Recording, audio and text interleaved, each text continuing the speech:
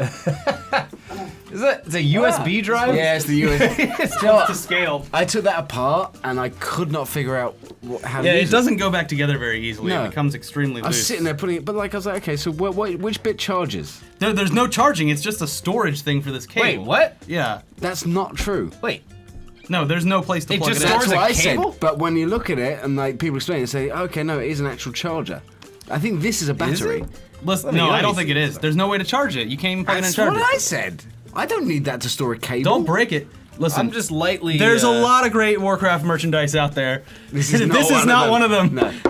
I mean, you can store drugs in it. Yeah, you easily. definitely could. You could take this to a music festival and put like a joint in it if you really wanted to. Don't mind me, just my miniature Dong, dong, doom dong. hammer. Yeah, exactly.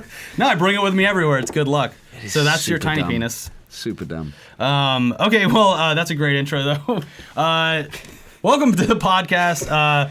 We actually have a great guest with us this week. Not the Unlike our terrible previous guests. Yeah, those are all in-house. They're easy gets. Now we have someone from the Warcraft Yeah. movie, which we both saw and loved. So Which I'm grateful for. Though I don't Yeah. remember seeing you in it. yeah, no. No, I wasn't. Did you see Toby in it though? Did you see him when he played the human character? Wait, no, what? You didn't see that? That's You know when Ben Schnetzer goes up to the Kirin Tor and there's the old wizard. oh yeah. That's Yeah. Toby. Really? Oh. Yeah, you didn't even know. You No, didn't I even did not. know. That's good. It's like what's his name? Daniel Craig as a stormtrooper in Yeah, Star Wars. I really enjoyed. Like I watched that with my Hiding in plain sight. parents last week who hadn't seen it, and I just had a really good time saying that's Simon Pegg, that's Daniel Yeah. Craig. Like, all right, know it all. Right? We get it. You're in the industry. They did get bored. They got really bored. They felt weirdly that they'd seen the movie before. Yeah. And I was like, right? Yeah.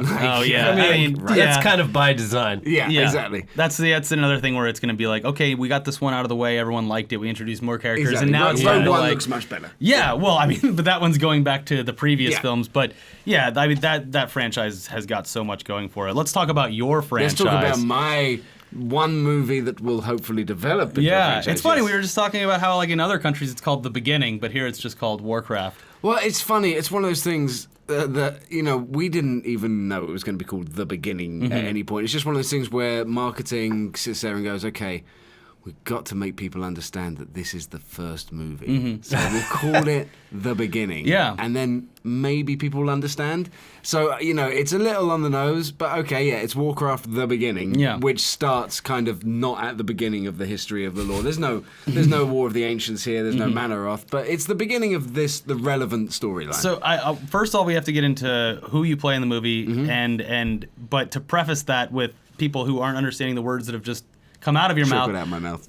You are an avid Warcraft player Yes. and a big fan. Talk about your pedigree Sure. with the game. When it comes to playing the game, I've got dog hair in my mouth. When it comes to playing the game, I played since early vanilla. It's about, I think that's 12 years now. yeah. I was in a World Top 100 guild. I ranked in the top 3 of my class on World of Logs, which is it's a website that measures people's skill level essentially for three and a half, 4 years on every fight, pretty much through Wrath of the Lich King and Cataclysm. I played this game for about 18 hours a day. We were sponsored at one point, challenging for World First. It was a big part of my life. Damn. Yeah. And that's, why I'm playing Orgrim Doomhammer in the movie, which is why it's such a really big deal, this movie, to me, because it's more than just a job, It's not Second Chance or True Blood. It's not just, it's more than that to me. It's a large and formative part of my life. And then so you never went to Thoughtbot once to figure out how to do a quest that you couldn't figure out or anything Oh like that? yeah, of course you did. I lived on Wowhead and Yeah. Tankspot, and Yeah.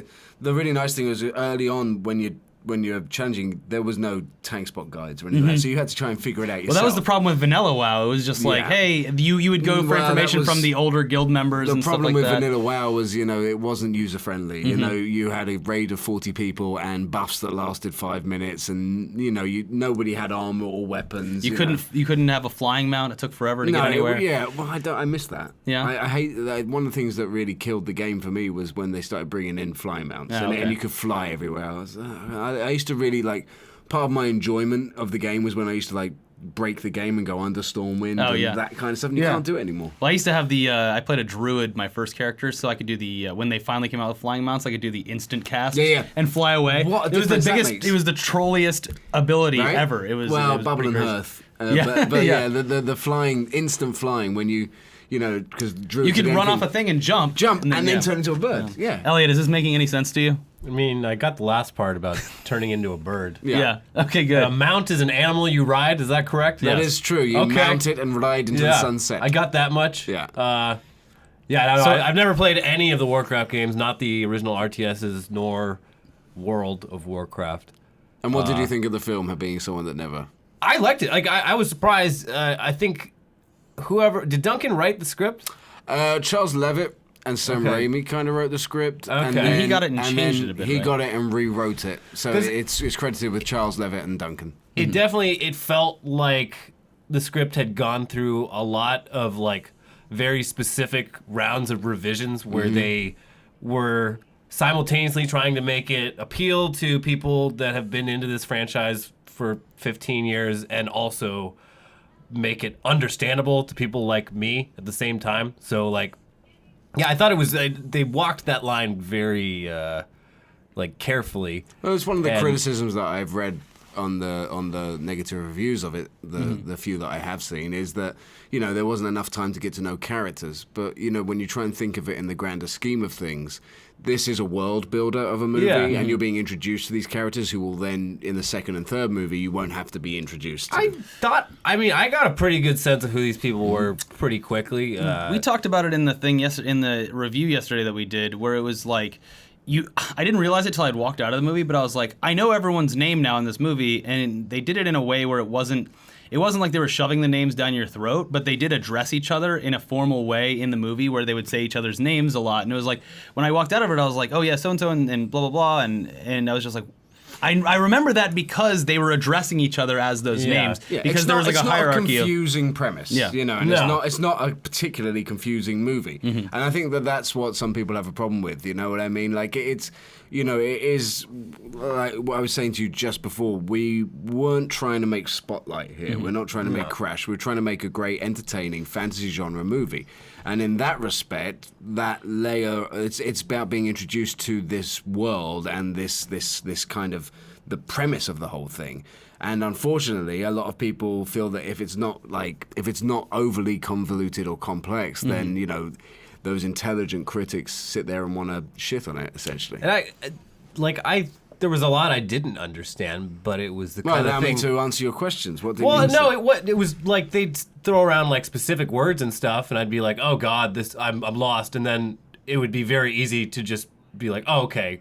A lot, like half of what was just said was like fan service, but what's actually going on is very easy and simple and not difficult to follow. It had to walk a political line Yeah. between the people that played the game and the people that didn't. But yeah, it was like 5 minutes into the movie, I was like, "Oh God, am I going to be just lost this whole time?" And then, no, after that, like I was very engaged with it. Yeah, because it does go, you know, especially in the beginning, it's shooting all over the place because you need all these characters are being set up in different locations to come together eventually, and that's kind of like one of those things where it's that's like, kind of the only way to do it. well, no, it Yes, is you the know? only way Yeah. to do it, but I can It understand does how feel someone a that little hasn't inelegant played sometimes, but you know, when you are thrown in and you're not, you know, when a movie isn't treating you like an idiot, and it's just trusting you to be intelligent and figure out what's going on and who these people are. Yeah, it's very easy to pick up like Yeah. the emotional dynamic of Yeah. what's going on in every That's why situation. Duratan is so key, because Yeah. no matter what he looks like or where he's from or how complex the world is, a father with his pregnant wife is always going to be something you can relate to. I did like that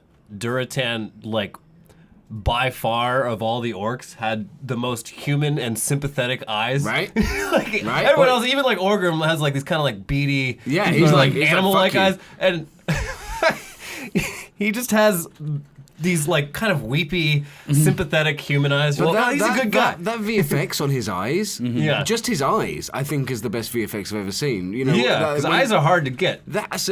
I mean, those are Toby's eyes. Yeah, You know, and that's where you get the main source of emotional Yeah. connection with anyone is those eyes, and it could have been a huge fault for this movie if they didn't get the VFX right. And that was, you know, watching the trailers, and it's funny too because when you watch trailers, even if you have it at 1080p on YouTube or whatever, there's going to be compression. You're on your computer or laptop screen or whatever, and one of the things going into this movie that we were worried about, we're like, well, this movie is very CG heavy. Is it going to be something that takes me out of it? And I think that the CG in this movie actually enhanced the experience because of how well it was done. And that opening shot of Duratan sells like, the whole holy movie. shit. Yeah, there is no uncanny valley with that. It was very frustrating, watching the trailers come out and reading the comments on MMO Champion and Baby Shrek.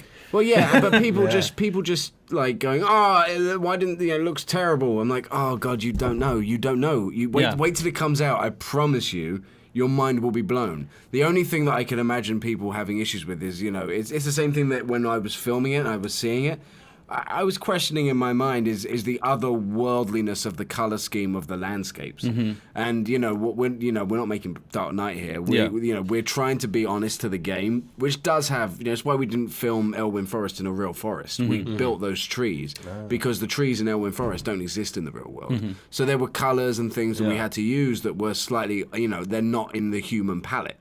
And that kind of would lend itself towards this fantastical element, and that's what we're trying to do. It's not even Lord of the Rings, which was a very dark and gritty, gray and brown. Gray and brown. Yeah, unless you're like the Shire, is But very WoW colorful. has always kind of had like it's always been kind of self-mockery. It's always been kind of very like in on its own humor and in on the joke, and very kind of cartoonish and engaging in that respect. And that's what we try to do with the film as well, to have this serious storyline, but also a little tongue-in-cheek humor.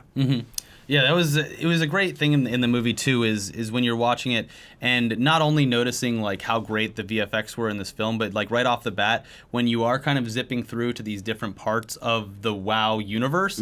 As a fan, I was like just completely taken aback and audibly going, oh, like when they go in, and I hope this isn't too much of a spoiler thing, just telling where they go in the beginning, but there's a shot of Ironforge, and you're just and the Great Forge part, yeah. And I'm just sitting there like, oh my god, I can't believe it. It was that thing was straight up fan service because that scene didn't really need to be there, but it goes in there and you're just like, oh, I've walked that path. There are a lot of things in the movie which again we didn't have to do. Yeah. But when you're making a movie like this where these locations are kind of iconic, you just find a way to wedge them in. You know what I mean? There were that like the Murloc, like Lion's Pride Inn. We didn't have to go to Lion's Pride Inn. Goldshire's not even in Stormwind, you know what I mean? Like, but we decided to do that one because that's the one that everybody knows, kind of thing. There are lots of little nods and stuff like that in the movie. Yeah, there's one specific Easter egg that I have not said publicly on any of the things we've talked about. It comes at the end of the movie. But it was funny because there was some people in front of me wearing like Blizzard shirts when I saw it. But surrounding me, like whenever I was like freaking out about something, people were just like, they were just watching it. Even my girlfriend who maybe played for like a month or something like that. And there's one scene at the end of the movie, and this thing happens in the game, and I laughed so hard, I freaked out at this part, and around me I was just like, man, I wish everyone like that's the one thing. We'll cut right now. But I think we publicly I know, but I don't want to be the one that keeps perpetuating that surprise. Sure. Because that was such a great surprising moment for me. So I want other people to have that same reaction. Well, we're not, if we were making something that was, if we were making a Kung Fu Panda-esque version of WoW, people wouldn't like it. WoW is. It is silly in a lot of respects, but then you also have Neltharion and you have Deathwing, and there's a lot of dark characters, and the story of Arthas, which is the story of Darth Vader, is a scary story as well. That there's real dark, terrifying elements to this movie. And to the game as well. I mean, to the game is what I mean. So we try to bring all of that into the movie to have these lighthearted moments which exist in the game, but also to give people a good movie, a good and enjoyable and enthralling movie. And I think we've already said it. Is I'm a fan. I loved it because I thought it was a great fantasy movie. It stood apart from a lot of, I'll be honest, some garbage fantasy movies that's come out in the past like 5 years or so. Like Clash of was the Titans, Gods of Egypt and all this stuff. But yeah, so I enjoyed it. Elliot hadn't seen it. He enjoyed it. Yeah, it was fun. I with no prior knowledge I'm even generally not that into just like fantasy in general. It was a fun movie. Yeah. Easy to follow, good performances, fucking amazing effects. A lot of like and I've been saying this recently, and like he's called me out on it before. Is like I go to see these movies that are essentially like not kids movies, but like young adult movies, and I'm just like Jungle Book is a good example. I'm like, this is terrifying. There was a kid crying in the theater during Jungle Book. It's the same with Warcraft. I was like, there's some scenes in this that are absolutely like visually terrifying. Like I wasn't scared, but there's some scenes in the movie that are pretty hardcore. And just like everything that happens to Duratan is like pretty and tragic. That stuff's pretty nasty. I'm like, holy as well. shit. Yeah. Oh my God. And Lothar too. It There's goes some through pretty spectacular violence going on in this movie, and but what I keep saying is like, we're not trying to reinvent the wheel with this one. We're not trying to win Oscars. We're not we don't. What confuses me is when I go online and IMDb, for example, is like a real exhibitor of this. When people go 1, it's 1 who haven't even seen a movie, and then other people come and go, it's a 10 to fight them. Yeah. And it's just when you've got this kind of IP which is beloved by so many people, it just becomes this kind of contest, like a pissing contest between people who want it to fail and who want it to succeed. I don't believe it's a 1 and I don't believe it's a 10. I don't think we've made the perfect movie. I don't think we've made the worst movie. I think we've made a good movie. I think we're establishing a world. We're making a new hope. We're trying to bring people into this, and then we get to make when people enjoy this, we get to go on and make if this movie's an 8 out of 10, the next one's a 9 out of 10 or a 10 out of 10. Yeah. We get to go on and do Empire Strikes Back and Return of the Jedi. Yeah. We get to actually do that. More dwarves. I think they'll bring pandas. You need pandas. Yeah, there's going to be definitely. Yeah. I mean, maybe if we really do cater to the Chinese market, maybe there'll be pandas sooner than later. But in the next movie, Duncan chose to do this bit, and he chose to not really involve the other species. If we get to do a second movie, we're going to put a lot of Tauren in there. Oh, good. Yeah. And well, there is like, and then some of the stuff I've seen on my Twitter, like people ask me like, was this in it? Was this in it? Was this in it? I'm trying not to answer for the most part because I want them to be surprised. But one of the things I did answer back was it's like, yeah, but this one's just orcs and just humans. Like, there's nothing else in the. I'm like, no, there's plenty. There's plenty of characters that you're going to be familiar with in this movie that are. Yeah, on the sidelines for a good portion of it because it wouldn't make sense for this storyline to have them involved constantly. It's like what you talked about. There's a lot of information to take in. It's actually a smart idea to keep it predominantly orcs and humans rather than introducing like 10 different species. It had just the right amount of new information to not be overwhelming. And then in the next film, we can get complicated as shit. And it'll be. I mean, I imagine the next film. I don't know. This is all supposition on my part. They don't tell me anything either. But we'd be able to do Tomb of Sargeras and have that and introduce the Burning Legion. That would be awesome. Like kill Jaden. Like, come on, that's amazing. Oh man, I have a question that we'll ask afterwards because that's a huge spoiler. But it just reminded me of that. So remind me about that at the end. Let's get into some fan questions here. Elliot, you love the first one's name, so you read it. I mean, we kind of already covered this. Yeah, I guess. Yeah. It was basically, were you a big fan of World of Warcraft? I like the guy's Twitter name though. It's David Cameron, but it's spelled like Doivid Cumran. That's clever. So how many? You said 12 years you've played WoW. Yeah.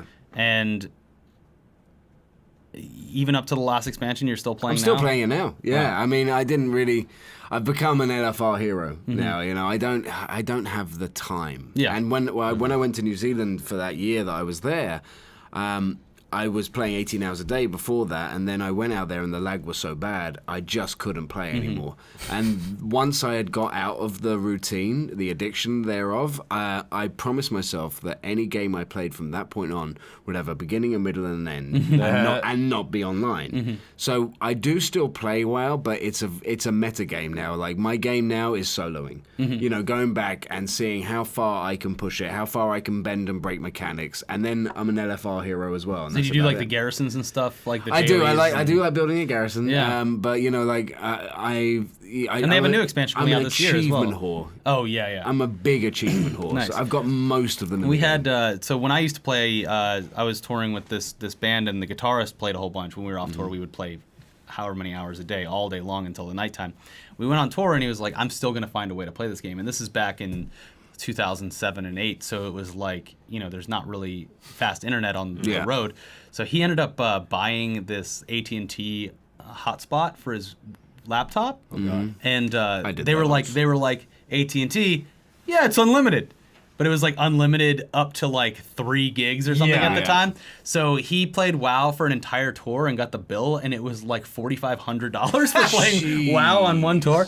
So yeah, that was fought it and was like, I don't know, sue me. I don't have that much money. So yeah, he fought it and got away with it. But yeah, that was like his addiction was that strong. He has his character tattooed on his arm still, like obviously, but still. I would absolutely have my Death Knight tattooed on me if I could, but I can't. And you refuse to tell anyone. Oh yeah, no. Do you know the reason I really loved the World of Warcraft, the game, was it was a place of anonymity. When it's something I've invested as much time in as I have my real life, and it's something I guard really privately because I don't want people giving me either grief or help that I don't deserve in the game. I don't want people saying, "Hey, I want to play with him and rush him through heroic Hellfire Citadel." I don't want mythic. I don't want runs. I don't want anybody to treat me differently. So I will never reveal my server, my character, or even, whether I'm Europe, Americas, or Oceanic. That's it. This is my place. This is my safe little spot. It's good to have a little escape from that, too. So the people you play with don't even know who you are? One guy does. Okay. One guy does. And you had to have a blood pact with him then? And do you know, he works in the industry. Oh, okay, coincidentally. So he's just like, he's totally fine on the level, it. But I have this social guild that I've been a part of for like 10 years. And that's where he is, and they're really good guys, and they're super casual. And then there's my raiding guild is like super hardcore, and they have no idea who I am. And I try not to even speak on Vent anymore because the more stuff like this I do, the more someone's gonna go. You got to get a voice changer. Yeah. There you go. Speaking of which, so how did the orc voices in this movie? Like, how did they? They just augmented it. How did you talk just in the raw audio of it? Exactly like this. Really? It was just me being me, and this was the thing is. And were you watching kind of like a initial visual for it or anything like that? When we had a month-long orc camp, and that camp was basically we would go in and work in a volume, and we would set our skeleton and input the skeleton into the computer, and then map the characters to it, and we would spend a month looking at these giant screens and seeing how what we did translated to that so that we could find how it all kind of worked. And then when we would go onto set, there would be a live feed of our characters, and you are taken care of because ILM will fix anything that you fuck up. But there was there was a live feed of it. And the most amazing thing is what we would do is because there's 100 cameras around picking you up at all times, is we would walk onto the set and we would rehearse the scene until we got it right, and then we would do one take often. It would often just be the one take. Oh, wow.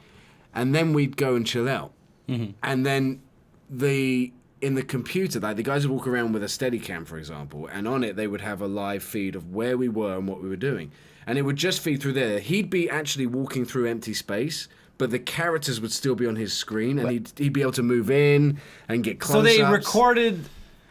They mocapped stuff and then were able to cinematography, do cinematography. That's fucking crazy. awesome. Right, isn't it? And it was all cool. done with a camera that James Cameron invented. Oh. Obviously. Yeah, it makes sense. It was all stuff for Avatar. But I would just be sitting back eating a cookie whilst they were like literally doing close-ups on my scene. And I was like, I'm not even there. It's great. And how many people were involved on a typical like mocap set? It would be like you and Toby, or I mean, it would be anywhere between one of us to... We had an incredible stunt team, We had really good actors. Like the guy who plays Colossus was my stunt double. Like, oh, wow. His name's Daniel Cubmore. He's phenomenal. Like we had like maybe 10 to 12 like motion capture guys as well that would sync out and be other people, and we had a lot of people on the set all the time. And then the other thing is when you go onto a movie set with a big mocap, is a movie set's a big deal anyway. There's a lot of people running around, a lot of very important people, but when you got mocap as well, there's a whole extra 50% of people just with the most expensive technology that doesn't work that you've ever seen in your life. And it's like going to NASA. It's like mission control, and then there's the film set. It's really something. Wow, that's that's crazy to even think about. The being able to shoot with the director separately without you being on stage, that's pretty crazy. So it just became about getting the scene right. Yeah. So was that like easier, or? That was super easy. The only time it was difficult was when we would do scenes with humans. Because if it's just orcs, then you've just got to get the scene right. Yeah. But if it's with the humans as well, then they need the close-ups every single time and the medium shots. So you're doing the same thing every time, and then you're being recorded every single time as well. And in that case, it's not like... when you're on a long, wide shot, if you're human, if you're Travis, if you're Dominic, you can kind of phone it in because they're not going to use your audio, and they're probably, but when you're us, you're in close-up, medium, and wide all the time and permanently, and you don't know which one they're going to use. So you're having to give 110% every single take, and that, when especially a role that's as physical as being an orc, that was hard. And speaking of the physicality of it, you guys had to kind of do a leap of faith with the weapons and stuff like that because you had a glowing stick or something like that, we had right? sticks, but like I said, that orc camp, they taught us how to. We would do fights and stuff like that, and was it at least weighted so that it was almost not really. Really? Yeah, not really. It was acting. It was like this is what my I've been acting saying. stick. Well, you get guys with their weapons, like the humans had their costumes and their weapons, and that informs character, and it helps them feel like I'm holding my sword, I feel mighty. But with us, we had pajamas and sticks. So our characters became ones of imagination. Our costumes were ones of imagination. And finding that physicality was how we found, it really informed. It was a more complete imagination acting performance than anything I've ever done by a long, long way. And when was the first moment where you got to see not just a previs or whatever, when you finally got at the end of Orc Camp. So when was that? On the first day that we got there, Toby and I shot a scene that wasn't in the movie. Well, actually, it is in the movie. It's the one on top of the hilltop with the stone throw and all that stuff. But that was not the one they used. We went in that day and we just shot some stuff that ILM could take away. And at the end of that first month, Jeff White, who works for ILM, came back in with a 80% finished render of me. And everybody gathered around and watched my face do the thing, and it was such a fucking relief. Because it's like when you play the game and you care about the game, you don't, at that point you don't know if this is going to suck. You don't know if this is going to look stupid. You don't know if these things are going to look like Mark Banner's, the original Hulk. Harry Banner's Hulk. Yeah. If it looks like that cartoony, what is it going to be good or is it going to suck? And then when we saw Orgrim for the first time, everybody just breathed this huge collective sigh of relief. Oh my God. Because you think about the technology that was used in Dawn of the Planet of the Apes, which is phenomenal, right? Right. It's so good that Andy Serkis was talked about for an Oscar nomination for it. And for it not to stand in the way of a performance like that, that's fucking great. Yeah. This is 6 years later. Yeah. The technology has come in leaps and bounds. Think about if you buy a brand new PC today, the top of the range gaming laptop. In 6 months, there's a better one. Right. A much better one. Not even just slightly better. It's void and gone. That's the technology we're dealing with. These guys at ILM are pushing it all the time, which is why you've never really seen VFX like this. You've never seen a person. You don't even see VFX when you look at these orcs. You see people. Right in the beginning of the thing that we keep going back to this one shot of Duratan that starts the movie off, and it's just even if the rest of the movie didn't stand up to that for whatever reason, VFX wise, that one shot sets you're fine. Yeah, the whole thing is suspense all right. belief. Yeah, all the shots, all the close-ups of Duratan's face were so incredible because of the amount of emotion they were able to capture, despite the fact that this is a fucking giant grayish green dude with fucking tusks coming out of his mouth. But from our perspective, that was a relief too, because when we saw that, we knew that we didn't have to act silly. We could be as subtle as we wanted, and it would come through. And it's amazing. And you were talking about yesterday, because it's really hard to get magic to look. Yeah, the magic all looked awesome. Yeah. I don't know what exactly about it was different, but it felt like it had weight to it. I'll tell you what it was. The same guy that taught us to be orcs taught Ben and Ben to weave magic, and like in the game, it's that. It's nothing, and there's no dialogue. You don't cast sheepus, and then nothing of that happens. Yeah. So they created this whole kind of big physical, elemental thing, pulling things from the earth and making it much more. It's not Expelliarmus; it's the whole body they use. Yeah, it felt very physical, and when someone would get thrown against the wall, you could feel just the amount of force that was involved. See and it in looked IMAX. really cool too. Yeah, no, really do see it in IMAX. Yeah. There are certain films that you really should see. Everyone that's cinema. asked, they're like, should I see it on an IMAX or? And I was like, see it on whatever the biggest screen you have in your hometown. Good sound quality and a big screen. Yeah, it's a different movie. You'll have two different experiences. Hey guys, hope you're enjoying the podcast so far. I know I am. But now for a quick word from this week's sponsor, Harry's Razors. Father's Day's coming up on Sunday, June 19th, but you're a good son, so I'm sure you knew that, and you've already got a nice gift picked out for your dad. Right? Well, if not, there's still plenty of time, and a Harry's shaving set makes for a perfect Father's Day gift. Dads are a real pain in the ass to shop for, but this is something he'll actually use. For a limited time while supplies last, Harry's is offering a special limited edition shave set for Father's Day. If you've never used Harry's razors, they're a great shave at a great price. The 5 German-crafted blades on each razor, combined with Harry's soothing shave cream, will give you a close, comfortable shave. With kits starting at $15 and new blades costing $2 or less a piece, it's a much better deal than buying from the goddamn supermarket or drugstore. They're ripping you off. You might be asking, why the hell should I give a shit what this bearded man says about shaving? Well, even with a beard, you still gotta keep your neck and your cheeks clean and smooth, and Harry's does the job damn well. I've got very sensitive skin, and Harry's shaving cream always leaves me feeling refreshed and moisturized, not raw and dry like most shave creams. So whether you're buying for dad or for yourself, head over to harrys.com today, and if you use the promo code ETC, you will save $5 off your first purchase, turning a great deal into an even greater deal. Free shipping for Father's Day ends on Friday, June 3rd, though, so you gotta act now. Again, that's harrys.com, promo code ETC at checkout to save $5. All right, let's get back to the podcast. Harrison Johnston. The H. Johnston wants to know, what was your process for preparing for Warcraft? Was it any different than other movies? Well, there was 12 years of it. Yeah. Well, yeah, no, so I guess playing the game, yeah. Nobody has ever been more researched for a role than I have been for this one. I mean, 12 years of my life spent playing this game and dedicating myself to it gave me a really kind of great understanding of the world that I was going into, and I knew Orgrim's history. I'm a big lore junkie. I know you're not, but I was a big lore junkie. So my research was kind of already done before I started. Yeah. And the beauty of it as well, being motion capture, is every role I've ever done, I've had to... Like for Second Chance recently, I lost 30 pounds.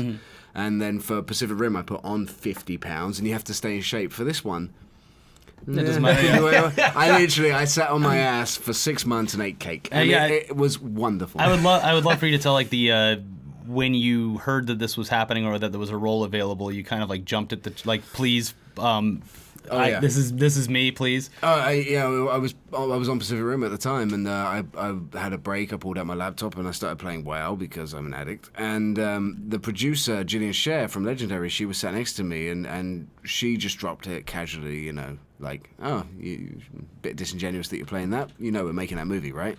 I was like, and for literally. I'd have been a fluffer in Duncan's trailer if I had to. I'd have swept the floors. I'd have just held Dominic Cooper's wig. I don't give a shit. It's the first time ever that an actor's called a studio and said, "I'll pay you to be in the movie." Yeah. But I fought for about 3 years. Like, I was calling and harassing, just begging to see a script. Like, you know, if they wanted. There weren't many people that were as learned as I was about it. I was happy to just be a consultant if they wanted me, you know, like whatever to do. And then I sat down with the producer who told me that there would be no role for me in it. Because originally I was reading for Lothar and Lane. Okay. And they needed a big star for that, so there was just nothing for me. And then they said, hey, so actually, thinking about it, what about playing an orc? And I was like, what? Yeah. Obviously. Yeah.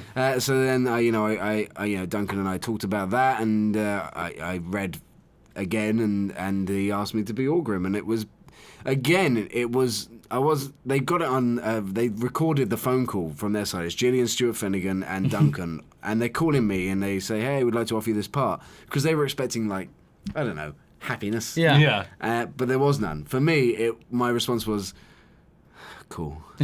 And that was simply because I was so fucking relieved. Yeah. Because if this film had come and gone, the fight is over. But if this film had come and gone and I'd had nothing to do with it, would have broken my heart. You know what I mean? It would have broken my heart. And did you consult at all, like, on set, like, hey, this would be like this, or... Actually, Orgrim wouldn't act like that! I didn't want to be that guy. There were a few times where someone would do something and I'd be like, no. Well, Duncan's like self-professed. Yeah, like, Duncan plays the game. What he's doing. This is the thing. Throughout the entire cast and crew, you had people that had passed on better paying jobs or better positioning jobs because they wanted to be a part of this film, because they were players. Yeah. So there were a lot of things that I didn't have to worry about. You know, the only thing I was ever there to help with was when when Toby would ask me what the Margara is, and he'd be like, what's this thing I'm doing? You know, what's this? I don't understand the history of orcs. And I would explain what the Margara was, and I would explain what their weapons were, and who, you know, Grumash was, you know, to the grand scheme of things. They're like, why are we giving such importance to this one character? I'm like, well, because Grum's is a big deal. You know, so there were a lot of things that people would ask me, but I would never be the guy going around going, excuse me, actually, no. Lothar actually wouldn't interact with Durotan like that? Yeah, it wasn't. Yeah, so I tried not to be. Yeah.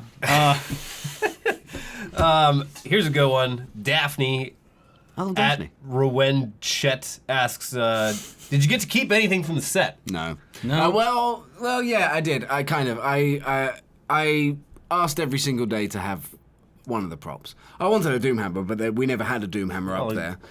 No, I got one of them as well. It's fine. It was useless. I wanted anything. I wanted one of the Alliance swords, and I asked every single day, and they wouldn't give me one. And then whilst I was doing Second Chance recently in Canada, the props guy on that, he was Sean. He was the props guy also on Warcraft, and he had stolen a few. Oh, good. Yeah, and on the day that we finished, I went to my trader, and he put one in my trader. So I got one kind of in a roundabout And manner. you didn't have to do anything bad. I just had to It suck just his appeared. dick. Yeah. Oh, yeah. Okay. You want the Doomhammer? Take this.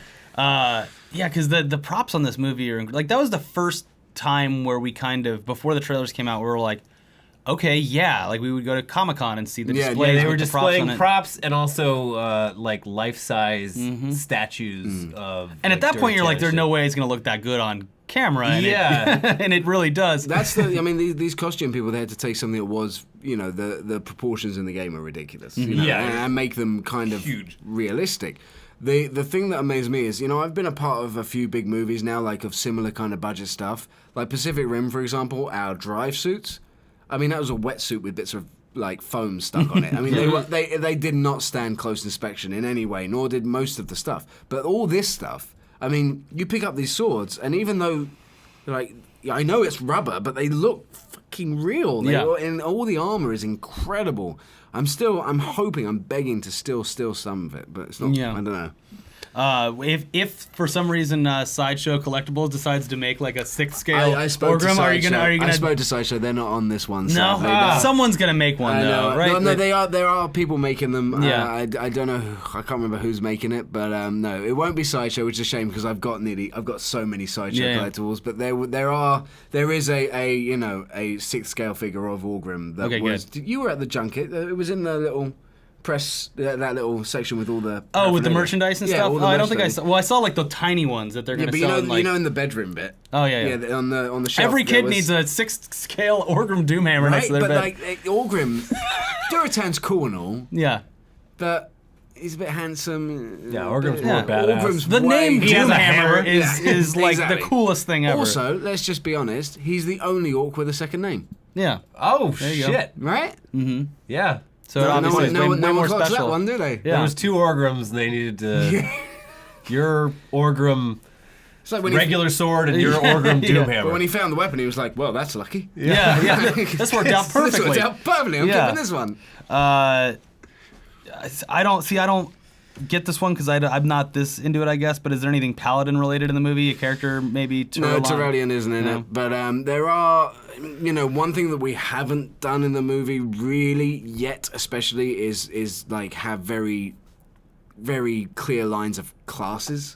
You know, we do have mages, but you know, like Ben does frost and fire in this. There's no specific kind of thing. We have warriors, and you know, we have paladin mounts. We do have a paladin mount. We have the dress of that, but we're not sitting there and saying, you know, in he comes doing what's the spinny thing?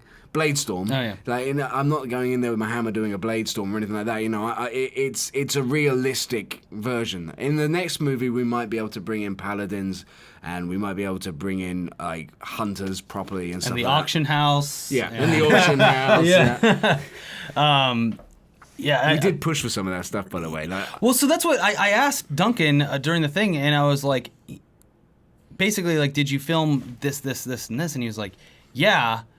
but he didn't tell me outright if it was going to be like if there was going to be like a Blu-ray special feature with stuff There in it. will be extended stuff, but a lot of the stuff that we wanted to put in, for example, like I wanted a naked dancing night elf in the Lion's Pride Inn. Yeah. Like that would require CGI. So then you're talking millions of dollars. Yeah. You know, I wanted just to, in the background, really far in the background somewhere, to have a horse with a rider on top of a mailbox. Just jumping up and down. Yeah. Like, I just wanted silly little shit, but when we did the orc dance. Like I did it in full motion capture, but to actually render that and make it real, that's like 100 hours. It's like $3 million to do that. So there is a lot of stuff that we tried to do, but when you're dealing with this kind of level of VFX, yeah. So there is going to be some stuff that There will be stuff. Is there like jokey stuff from the game that's going to be? There's jokey stuff. There's they should just do the mocap of you doing the dance. There's Chesley too. Hawks. Yeah. You know, there's loads of stuff in there that we'll get to put in on the extended edition. One of the screenwriters posted on like Twitter that there was a Leroy Jenkins reference in the original. That was one thing I wasn't going to mention that I talked to. Yeah, no, I already tweeted about Okay, Leroy good, Jenkins. yeah. Yeah, there's Leroy. Yeah, you guys there's go Leroy and Jenkins. spoil everything. I'm not going to be that guy. No, it's fine. Now I can. Yeah, there is a Leroy Jenkins reference in it. There's a lot of references in it, but like you won't miss anything. If you Hogger don't know was what they in are. there. Hogger's Yeah. in there, and kobolds at the just The below Murloc mine. thing, I was dying when it because it's very subtle. It doesn't. It's not like a stupid. Like, ooh! It's not like a walk on. Yeah. He's just in a scene, and it's like. Yes, like that's so good that it is a subtle nod, There but it's was- still in the there. original- And people that don't know what it is don't even think about In what the they just original saw. draft, there was a wonderful scene. I think I could talk about this, but in the original draft, there was a huge scene where we explained why Medivh, Lane, and Lothar were the family friends that they are, and it was all about the troll invasion of Stormwind. Yeah. And there was a huge sequence with the troll invasion of Stormwind, but again, it's like $20 million now. It's like it's ridiculous. Well, that's the thing too. Is the movie is a full-on 2 hours. And there's so much that goes on just in that 2 hours. It's like you don't want to have one of those things where it's like even if you made it 2 hours and 30 minutes, Well, like a Marvel movie is now, it's like think of maybe this as that's an origin story for the world. You know, like if we could have gone straight to make a trilogy, then everybody would have been happy. But this is essentially a teaser to an entire universe that we can make into a film. We have a couple that are not Warcraft related that we can get through real quick before we head out of here. This is 1998. Mo Punisher asks, what was it like working with Guillermo del Toro on Pacific Rim? Oh, yeah, he's fucking awesome. You know, Guillermo, he saved my life. I've always said that he saved my life by giving me that job because he came along at a really low point.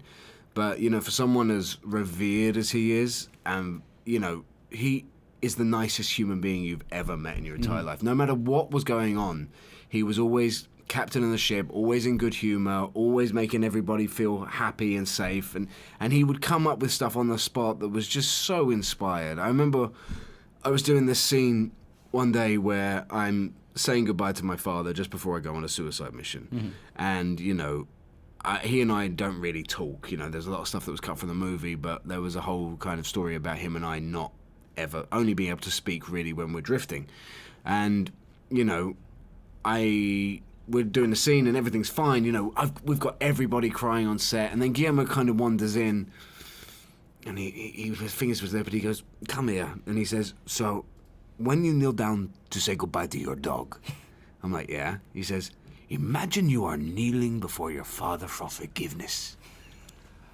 And Max Martini plays my father, just went, oh, and ran out kind of thing. He was so like, oh my God, that's like, wow. And it changed the whole scene suddenly, you know, to take this knee before your father and tell your father that you love him through the dog. And like he comes up with shit like that. He's a brilliant man. Yeah, and he's such a visual director too. I mean, there's actually a thing coming to, I think it's LACMA, and it's the art of Guillermo del Toro. He has such a specific palette that he uses kind of in every movie. Whether you're watching Pan's Labyrinth or Pacific Rim or Crimson Peak, they all have a very kind of specific gothic noir palette.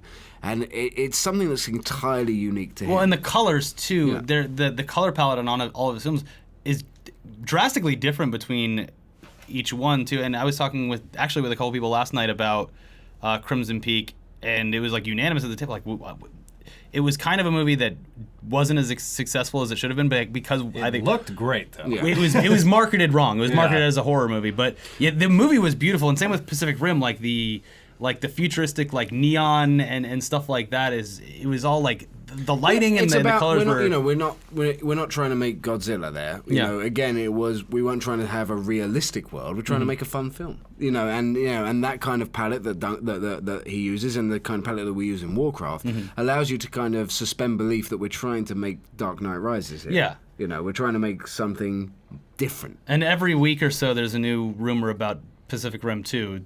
Do you know anything? All I know is that Stephen DeKnight is directing and that they were meant to be going into production last December, but Charlie got signed up to King Arthur.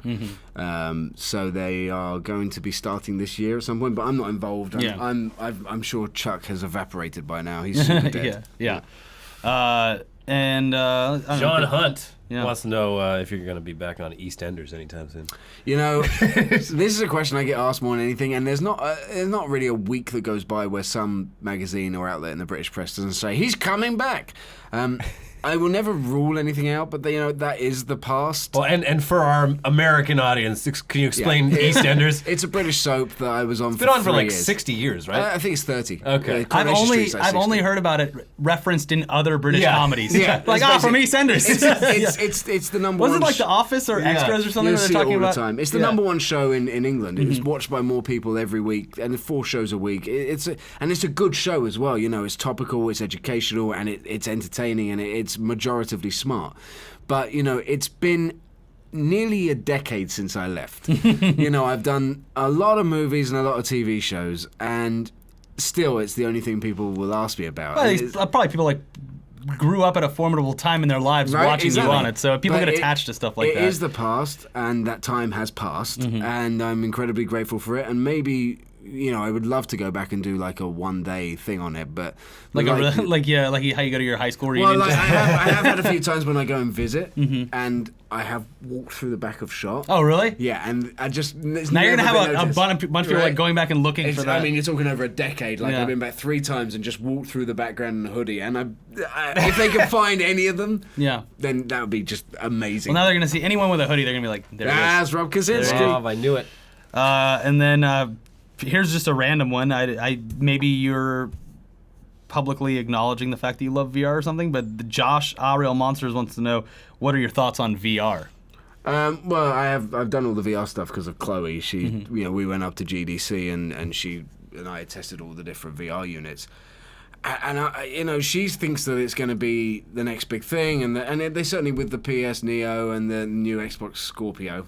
Yeah, that's not going to stick, is it? That new Xbox is a freak in the sheets. Yeah, but like it's going to be like they seem to be building towards a VR experience, but I just don't see that. I think it's gimmicky, like I don't think anybody this shit sweats. Yeah, and that it stuff does get gets sweaty. hot. Yeah. And also gaming, it's about. Like, there's 2 types of gaming, really. There's gaming where you game with friends, and that's social, and this takes you out of that. Or there's gaming when you're on your own. And I don't want that, in that respect, I'm like that. Yeah. I'm not really even paying attention. It's just my time to turn my brain off. That kind of stuff, you're going to play it for an hour, and then you're going to put it down, and then you're going to go play Fallout. It's like... I don't know. We've argued... I think maybe the reason this was brought up is because we argue about this all the time, and I think as far as gaming goes, it might not be as big of a hit as people think. But it'll work for porn and sports. Yeah. No, there's a lot of uses that I can see being very practical with VR, and also, like... I don't know. I've fought the battle for it many times. I want it to be as big as it possibly can because of the both horrifying and great implications that it would bring. But you look at like the Vive, right? It's asking too much. It's asking for a lot of space, which is always at a premium. Yes. And it's asking for a lot of money, and then, you're not going to develop a game for a niche audience. You're not going to put that kind of money into it. You're just not. It's not going to happen. It's a test case. It's like, hey, maybe in 3 years people will be able... The PlayStation one will be the one that... The PlayStation one is what's going to work. Where it is a thing that's optional. But if they start gearing the Xbox and the PlayStation towards VR, it's like when 3D came into movies, and then suddenly you had all those shots in those stupid fucking films of an axe coming out and someone going, no! The Matrix would have sucked in 3D. You know what I mean? But not Warcraft. It actually enhances the experience. It does. Actually, you don't really need to see it in 3D. But I can't tell you one shot. I don't think that I could. When I watched it, I didn't ever see one shot that we had wedged in to make most of 3D. Well, that's the thing is, that's what movies that do 3D right are good at is Yeah. because it just enhances the of you being in that space Remember in instead of like Avatar, a when Sam Worthington walks out over that tree branch and looks down? That was the first time depth, 3D worked. yeah. The depth works on 3D movies. Like, depth forwards, that is gimmicky. Yeah. Like, and if we start building games for that, then I don't want to play them. yeah. Well, I have my own reservations about mine is completely practical. I want VR to work because I want not virtual tourism. He just but- wants to live in a virtual world. No, I want to. But I get that as well. I do. want to be able to, if I'm in my room, I want to be able to have my parents put on their headset and then we're hanging out together instead of flying 6 hours across the country or whatever. I mean, that would be amazing, but then you're also looking at hologram projection. Yeah, You no, know? I'm talking about like 5 years from now. It would be Maybe. I think it's an inevitable step towards the next generation of gaming. I just don't think it's going to be there for a long time.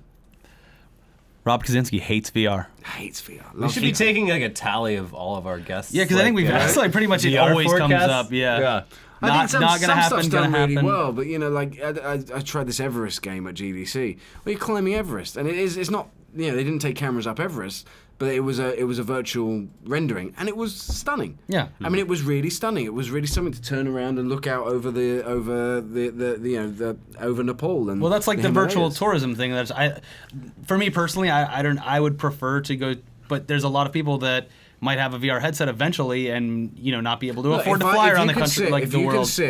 If Google or HBO Boxing wants to put a camera, 360-degree camera, ringside during their fights, Yeah. and sell that ticket 10,000 times, Yeah. and it takes up this much space, that would be great. You Yeah. just look around and there's and Jack then Nicholson. you're front row for the You're for the front row. fight. Yeah. For sport and for porn, it's gonna be great. They did obviously it wasn't that great this time around because it's the first time they did it, but they did Coachella live in 3D or VR. I wouldn't want to go to Coachella live. I mean, why would I don't, You sit there and you watch the bands, and it was a gimmick, yeah, but I see it as one step in the evolution of potentially being like, I want to go see.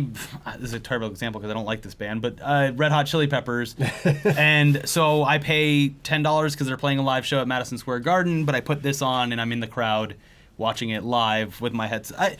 I think that there's things that are going to be gimmicky, but some like spills fake beer on you. right, exactly. Yeah. This 450-pound guy with his butt cheeks out and like the big Yeah. crack is just standing in They have front of the camera. smell-o-vision, like the 40X. Blowing smoke in your face. Someone Yeah. literally throws up in front of. Oh no, I can't look away. This is just the worst. Yeah, you need to do the enhanced experience where you hire a guy to sit there and like throw stuff on you while Exactly. you're Or in you it. have to look at Anthony Kiedis. Yeah. Either way, it's just I don't want to do any of these Like, things. God, did you read that headline? The The onion- click hole one? Yeah, that was I- great. I We'll don't talk about that remember afterwards. what It was fantastic. Thanks for joining us. Thank you. Go Yeah. see Warcraft. Yeah, when is it? It comes out June June 10th. 10th. June Yeah. 10th, and believe me, it's well worth watching. Yes. Skip Now You See Me Too and go see Warcraft. Yes, please. And I hated the first Now Go You See Me. watch Finding Dory in the week, but watch Wait, Warcraft. is Dory coming out on the Finding same Dory day? comes out the next week. Okay. Jesus Christ. Yeah. I was going to say, if it's coming out the same day, I'm When so sorry. When we did Pacific Rim, Yeah.